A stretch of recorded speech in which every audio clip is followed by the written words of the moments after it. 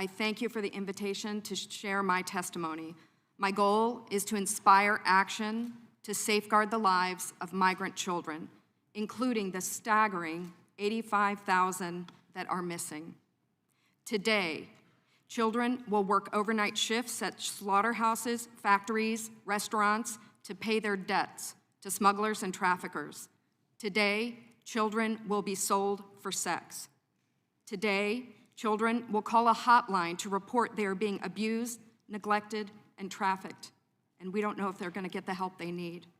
For nearly a decade, unaccompanied children have been suffering in the shadows, and I have to confess, I knew nothing about their suffering until 2021, when I volunteered to help the Biden administration with the crisis at the southern border. As part of Operation Artemis, I was deployed to the Pomona Fairplex Emergency Intake Site in California to help HHS, Office of Refugee Resettlement, reunite children with sponsors in the United States. I thought I was going to help place children in loving homes. Instead, I discovered that children are being trafficked through a sophisticated network that begins with recruiting in home country, smuggling to the US border, and ends when ORR delivers a child to a sponsor. Some sponsors are criminals and traffickers and members of transnational criminal organizations. Some sponsors view children as commodities and assets to be used for earning income. This is why we are witnessing an explosion of labor trafficking. Now, whether it's intentional or not, it could be argued that the United States government has become the middleman in a large-scale, multi-billion-dollar child trafficking operation that is run by bad actors seeking to profit off of the lives of children. As for me, my interest is the safety of the children. I do not view this as a political issue. I view this as a humanitarian issue. I assure you, my motives are the highest and best. I want the children protected. So I want to tell you some of what I witnessed personally at the Pomona Fairplex.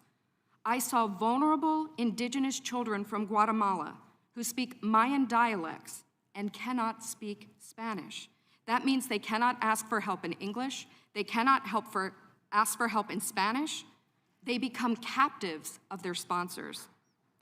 I have sat with case managers as they've cried to tell me the horror of what has happened to children as they make the journey to this country. I saw apartment buildings where 20, 30, and 40 unaccompanied minors have been released. I saw sponsors trying to simultaneously sponsor children from multiple ORR sites at one time.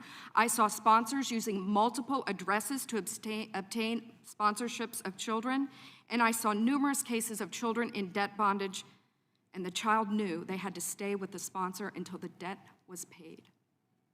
Realizing that we were not offering the children the American dream, but instead putting them in modern-day slavery with wicked overlords was a terrible revelation, a terrible revelation. These children are a captive victim population with no access to law enforcement or knowledge of their rights. They are extorted, abused, neglected, and that is why I blew the whistle in 2021. I witnessed firsthand the horrors of child trafficking and exploitation. My life will never be the same after what I saw, but I have hope because I'm counting on you. It's my hope that you'll take action to end this crisis, to safeguard the lives of these vulnerable children.